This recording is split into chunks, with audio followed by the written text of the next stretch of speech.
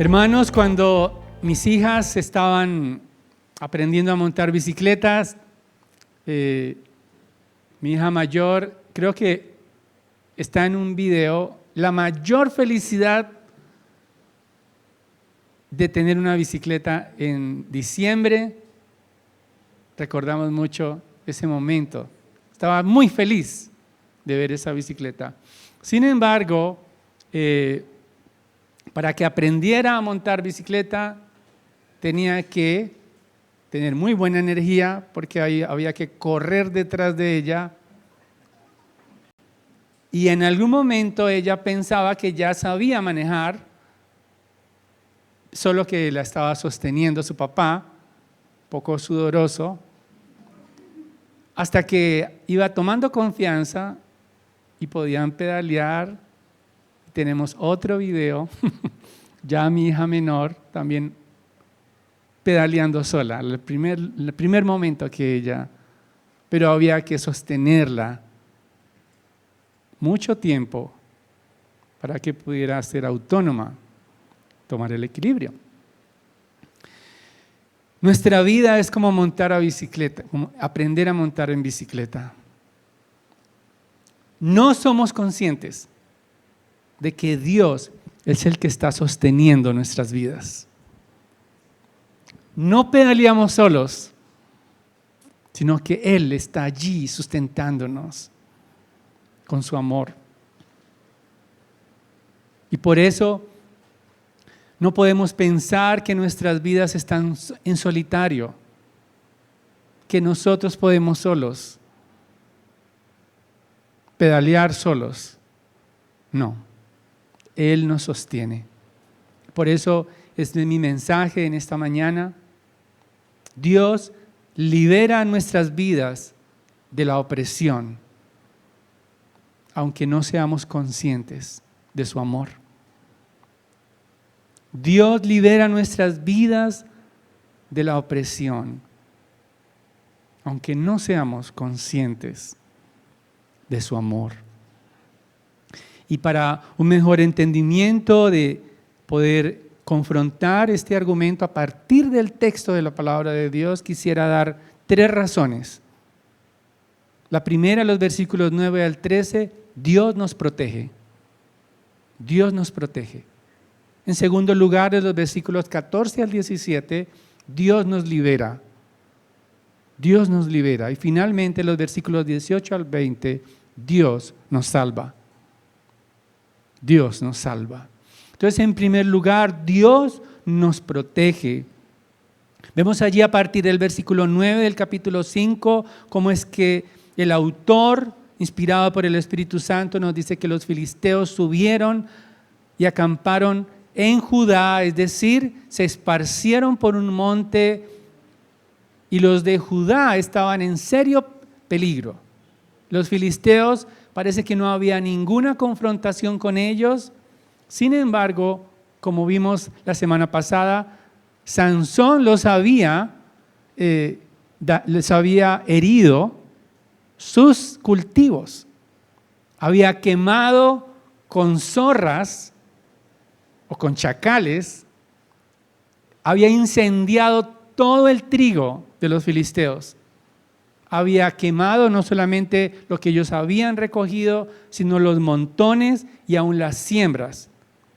Ellos estaban con el deseo de hacer, o más bien de herir a Sansón y flagelarlo hasta morir. Y lo buscaban muchos. El lugar donde ellos se aglutinaron se llama Leí, es decir, quijada. En el idioma original es quijada. Los de Judá un poco sorprendidos de ver tantos filisteos de mal humor,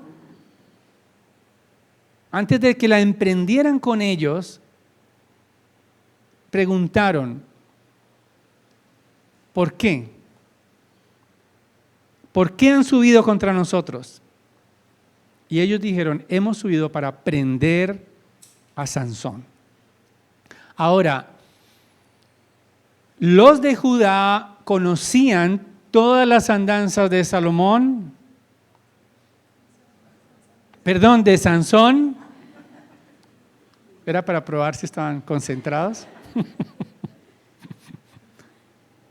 Gloria al Señor, que están bien.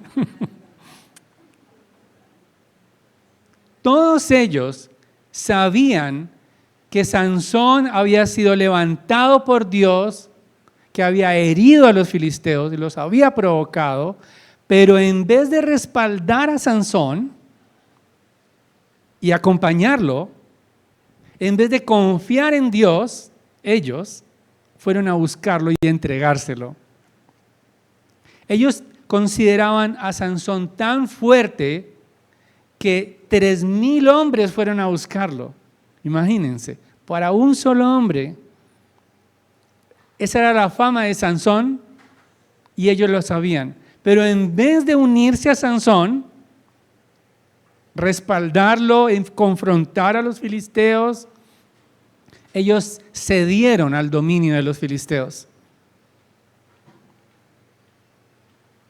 Ellos le dicen a Sansón en el versículo 11, ¿no sabes que los filisteos reinan sobre nosotros? En otras versiones dicen, ¿no sabes que los filisteos nos dominan? Estaban plácidamente entregados a ese pueblo que los dominaba. No querían zafarse del dominio de ellos, porque al parecer gozaban de cierta paz en ese momento. Y entonces ellos van a prender a Sansón, lo ubican, descienden hasta donde él estaba, en una hendidura de una peña, protegido. Sin embargo, Sansón, pudiendo matar a su pueblo, él tenía toda la fuerza, toda la investidura de Dios, él se entrega, queriendo favorecer, no derramar sangre del pueblo de Dios. Él dice, átenme y entréguenme, pero tenía una estrategia. Con sogas nuevas, quizás las sogas nuevas les va a dar confianza a ellos para que yo no pueda hacer nada. Bien atado, se lo llevan a los filisteos. Y él se entrega para proteger a su pueblo. El versículo 12 dice, júrenme que no me matarán, les dijo Sansón. Y ellos le respondieron, no, sino que te ataremos bien y te entregaremos en sus manos. Entonces lo ataron con 2 sogas nuevas y lo sacaron de la peña. Hermanos, lo que está sucediendo allí es que el pueblo de Dios está negando la salvación que Dios les está proporcionando. Ellos, al entregar a Sansón, están rindiéndose al pueblo filisteo. Dice Tim Keller lo siguiente: puede que lleven el nombre del pueblo de Dios, pero prefieren vivir en paz con el mundo. Aplicando esta actitud de los de Judá, dice, prefieren vivir en paz con el mundo y adorar a sus ídolos que ser liberados para adorar a Dios. Prefieren liquidar a su propio libertador que correr el peligro de la confrontación con el mundo. Como Judá, también podemos buscar paz con este mundo y no reconocer la libertad que nos ofrece Cristo Jesús. Por no tener conflictos con este mundo, por mantener como un estatus en el cual nadie me confronte, nadie me pida, entonces prefiero rechazar a Cristo. Él fue enviado para liberarnos. Pero muchas veces preferimos la paz de este mundo que la paz de Dios. Muchas veces rechazamos al libertador que nos ha dado el cielo buscando que nada nos confronte nuestra presunta paz. Sin embargo, Dios sigue actuando a nuestro favor. Su amor es para siempre, para su pueblo. Aunque no lo reconozcamos, Él quiere que dejemos de luchar, de anhelar, de confiar en nosotros mismos, de confiar en los recursos de este mundo para confiar en Él únicamente. Es con Cristo, solo con Él, que podemos enfrentar la opresión que nos aqueja. Y eso nos lleva al segundo punto. No solamente Dios nos protege, como Sansón protegiendo al pueblo de Dios, entregándose, sino que también nos libera. Los versículos 14 al 16. Vemos cómo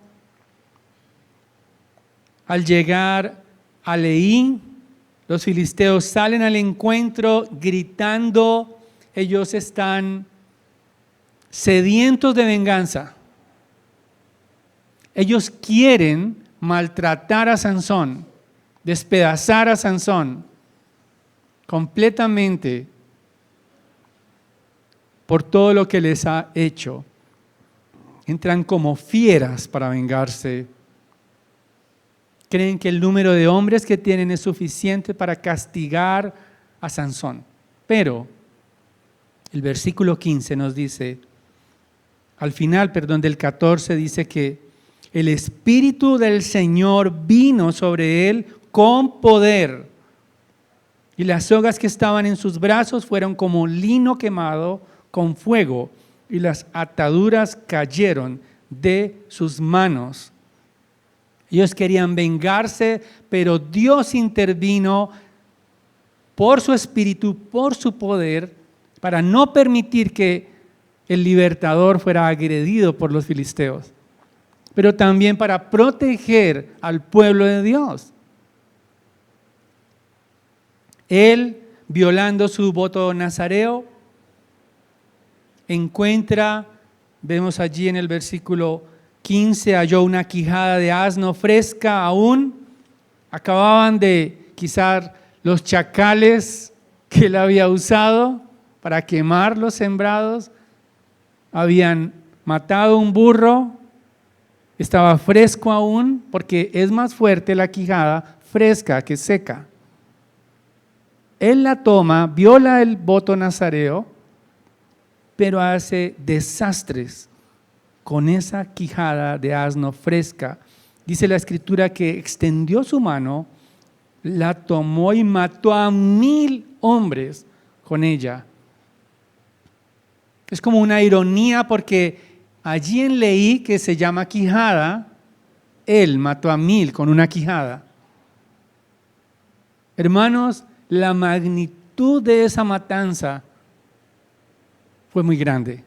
Quizás es probable que no sea el número exacto, 1,000 muertos, es como muchos. Como cuando decimos, te demoraste 1,000 horas. No son 1,000, pero son muchos hombres muertos con una quijada. Era su arma. Era como una humillación para los filisteos. Y por eso Él los trata como burros. En el versículo 16, Él hace como un mini poema burlesco de lo que ha hecho. Él suelta la quijada que tenía en su mano y dijo, con la quijada de un asno, montones sobre montones, con la quijada de un asno he matado a 1,000 hombres. Eso dice nuestra traducción. Sin embargo, en el idioma original parece ser que la palabra montones y asnos suena similar. Es la palabra hamor. Entonces, en el hebreo suena muy burlesco, Pero alguien se tomó por nosotros el trabajo de describirnos lo que él está diciendo. ¿Cómo luciría eso a los oídos del pueblo? Dice, él está diciendo, con un hueso fresco y rojo, como sangre de un asno colorado, hice un montón rojo, es decir, rojo en sangre, de hombres asnos. Sí, 2 montones enrojecidos, ensangrentados de hombres asnos.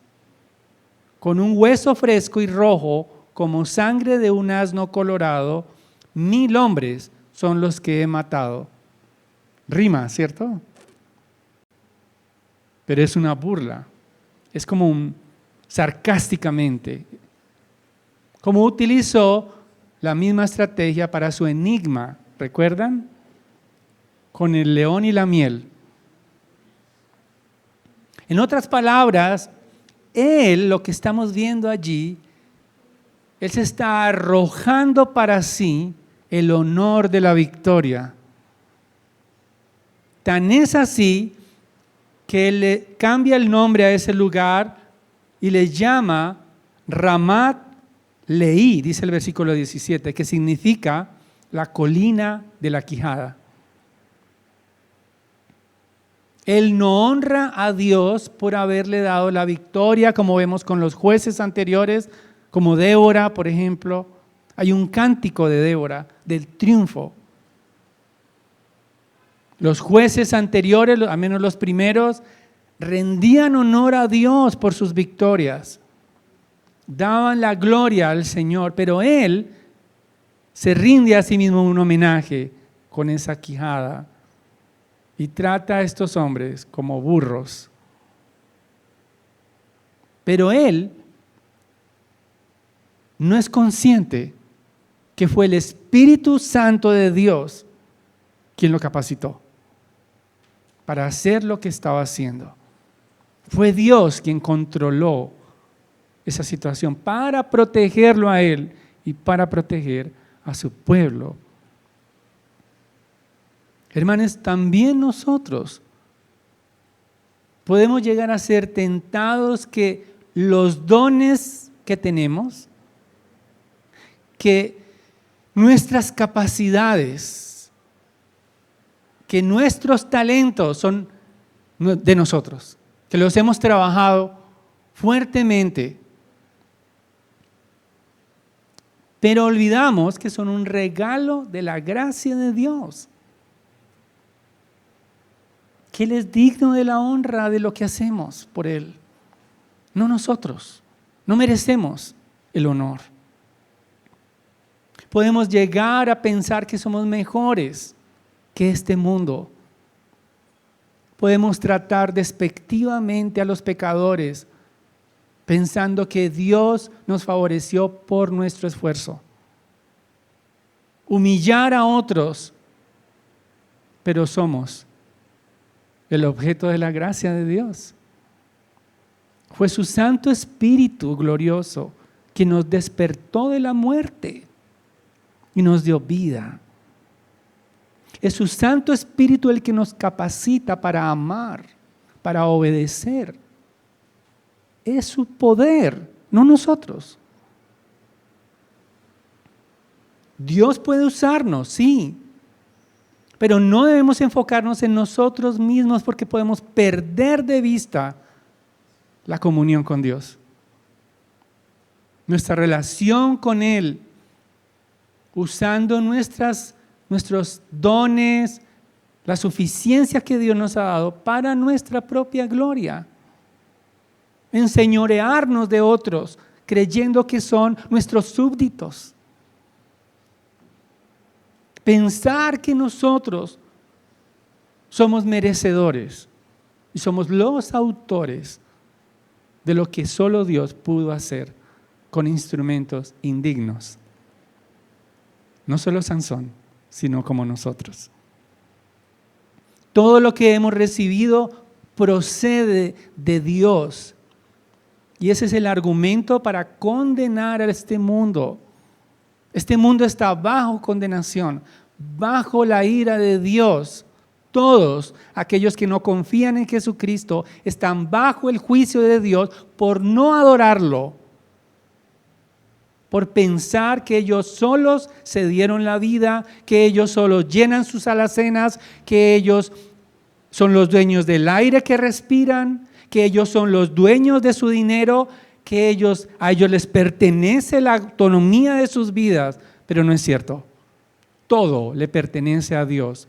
Él nos ha dado todo para ser mayordomos. Nada nos pertenece, así como los féretros, como dicen algunos en la sabiduría popular, no llevan trasteo. Los féretros. No. Porque ni la vida les pertenece. Todo proviene de Dios. Somos instrumentos para su gloria. Fuimos creados para deleitarnos en Él y esa es la obra del Espíritu Santo en nosotros. El Espíritu Santo nos redarguye de pecado, de justicia, de juicio. El Espíritu Santo nos lleva a amar la palabra de Dios para conocer a Dios.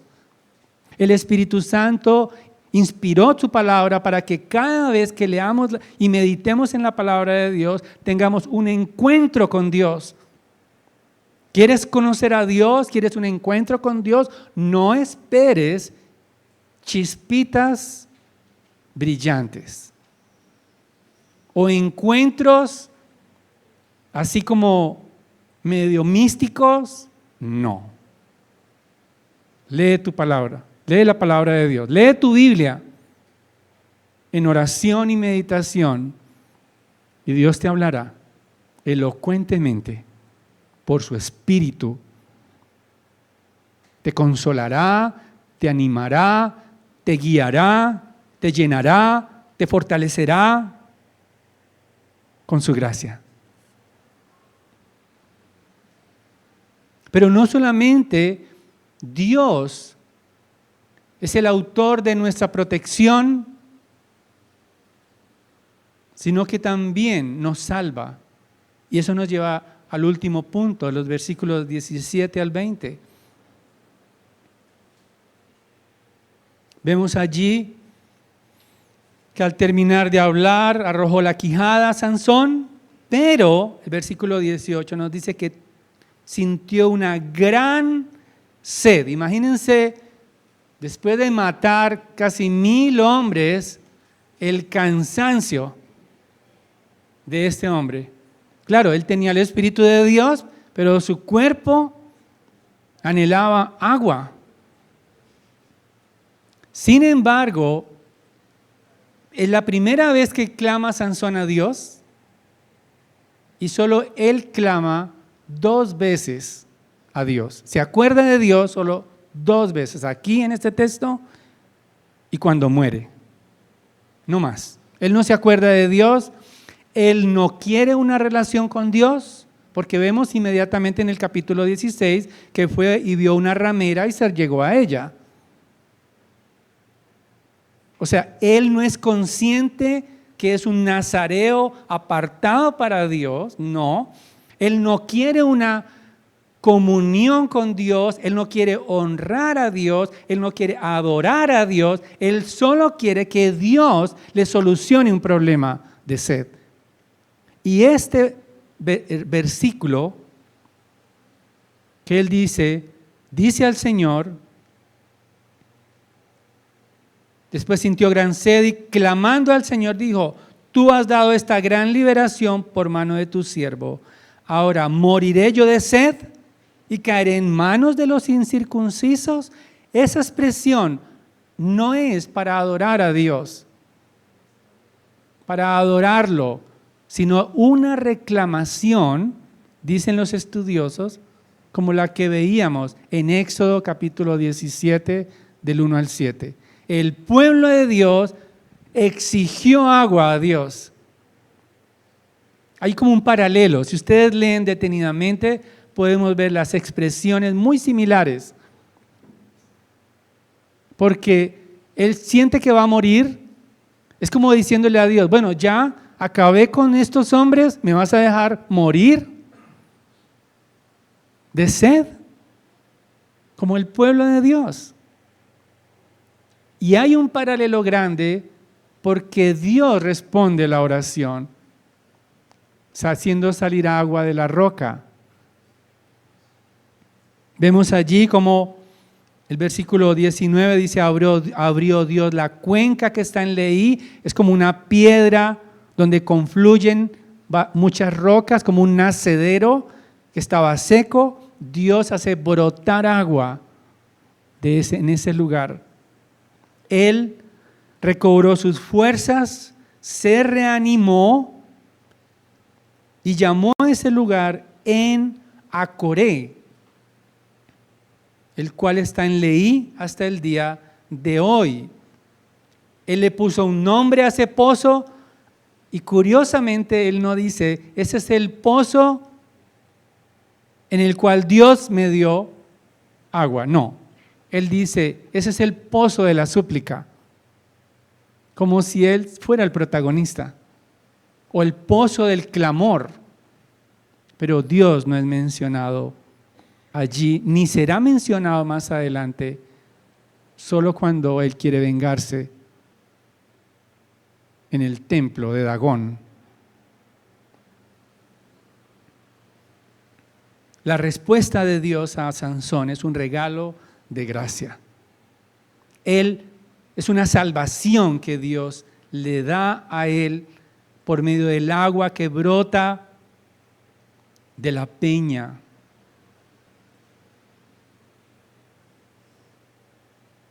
Versículo 20 nos dice que Sansón fue juez en Israel por 20 años. En los días de los filisteos no tenemos más detalles. Lo que sí sabemos es que después de ese momento él salió a seguir con su pecado, con su personalidad caprichosa, alejado del voto nazareo. Podemos preguntarnos, bueno, pero ¿cómo Dios usa personas así? Para liberar, para salvar, para proteger. R.C. Sproul nos dice lo siguiente: Dios puede usar a cualquiera que Él ha escogido. Sansón fue juez a pesar de sus pecados y sus actos irracionales, dice Sproul, ayudándonos un poco a comprender que Dios puede hacer lo que quiera, con quien quiera. Sin embargo,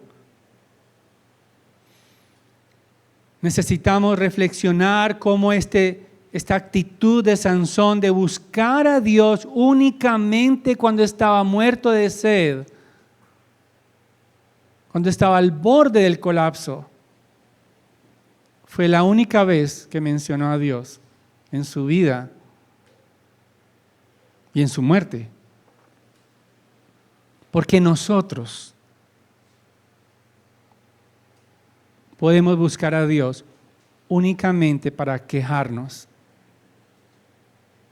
y para exigir a Dios que cambie nuestras circunstancias actuales.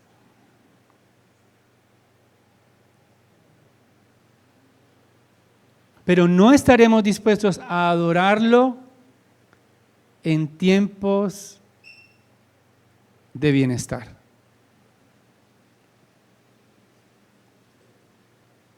Podemos buscar a Dios únicamente en la dificultad, pero no para relacionarnos con Él, no para, como cantábamos, ser satisfechos en Él, sino para que nos solucione problemas de toda índole, problemas relacionales, problemas laborales, dificultades. Es más, podemos exigir a Dios que resuelva nuestras crisis, pero no exaltarlo cuando estamos bien, porque no hay tiempo. Porque las ocupaciones de este mundo, las expectativas profesionales, laborales, relacionales, la productividad, no me da tiempo para adorar a Dios, para depender de Él, para ser consolados, para exaltar la majestad de su grandeza eterna, para dar gracias por la vida que nos ha dado, para dar gracias por su Hijo Jesucristo. Hermanos, hablo a los creyentes en esta mañana. Dios no quiere que lo busquemos únicamente cuando necesitemos algo de Él. Él quiere que lo adoremos siempre, que lo honremos, aún en tiempos cuando todo marcha bien en nuestras vidas. Que seamos saciados por Él. Que la sed que nos invade sea saciada por Él. La sed de consuelo, la sed de gozo, la sed de esperanza, la sed de sentirme amado, la sed de sentirme consolado, sea saciada por Él. Y hablo a aquellos que aún no han tenido un encuentro personal con Jesucristo. Dios no quiere que le busques, que te arrepientas, solo cuando estés en la UCI.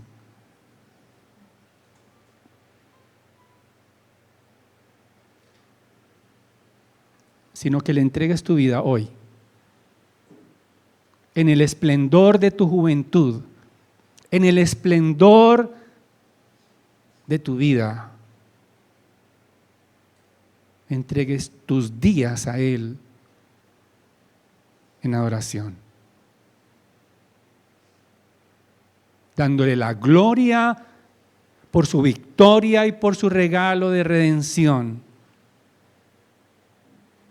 porque Él es digno.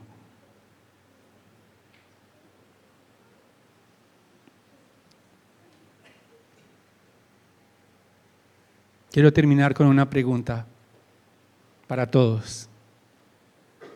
¿De qué estás sediento en este día? ¿De qué tienes sed en esta mañana que no ha sido saciada aún? ¿Por qué clamas a Dios? ¿Estás cansado de luchar? ¿Estás cansado de este mundo? ¿Estás hastiado de la traición de los hombres? ¿Estás decepcionado que no te valoran como debería ser? ¿Estás sediento de amor? ¿Estás sediento de justicia? ¿Estás sediento de perdón? Hay buenas noticias. Hoy hay esperanza en Cristo. Hoy es el día de salvación. Hoy es el momento en que Dios hará brotar, porque ya hizo brotar agua de la peña. Su Hijo Jesucristo fue traspasado para que saliera de su corazón agua y sangre para saciarnos a nosotros.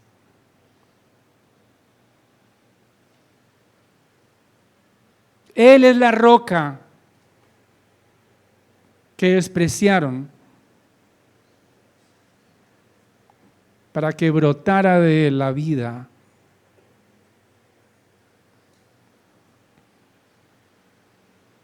Juan 4, versículo 13 dice la Escritura, respondió Jesús y le dijo a la mujer samaritana, todo el que beba de esta agua volverá a tener sed, agua de un pozo, pero el que beba del agua que yo le daré no tendrá sed jamás, sino que el agua que yo le daré se convertirá en él en una fuente de agua que brota para vida eterna. Su costado traspasado y su victoria sobre la muerte lo capacitó para darnos la vida. Por el poder de su Espíritu nos sacia. Él realmente sacia toda la sed del corazón que buscamos en personas, que buscamos en cosas materiales, que buscamos en este mundo. Él sacia absolutamente toda nuestra sed. No sigas tratando de beber el agua que nos sacia. No sigas buscando por ahí fuentes que no retienen agua.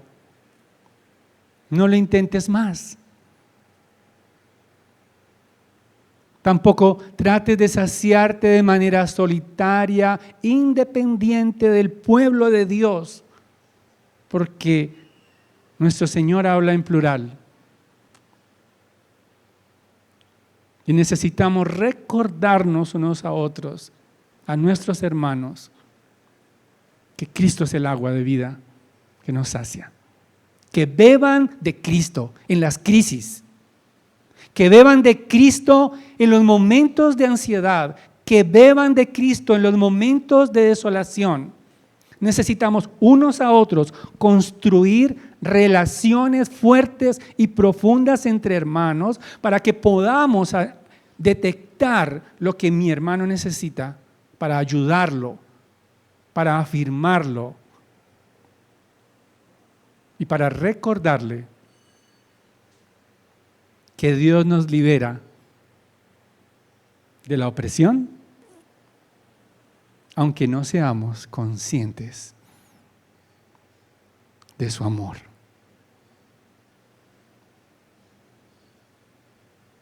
Vamos a orar. Padre Celestial, gracias que tu palabra es fuente de vida, de poder, de suficiencia, para restaurar las almas, para saciar a los sedientos de este mundo, como lo éramos nosotros, deambulando en esta tierra, buscando a tientas lo que tú ya nos ofreciste por medio de tu Hijo Santo. Padre, te pido por tu iglesia, tu pueblo, para que lo sostengas siempre en esta tierra. En medio de las presiones de esta vida, Señor, ayúdalos a recordar tu palabra, a recordar que tu espíritu de poder es fuente de gozo, de paz, de bondad, de amor, de dominio propio, y que sean afectados por tu palabra. Padre, te pido que si hay alguien entre nosotros que aún no ha nacido de nuevo, no ha tenido el encuentro con la cruz, con el poder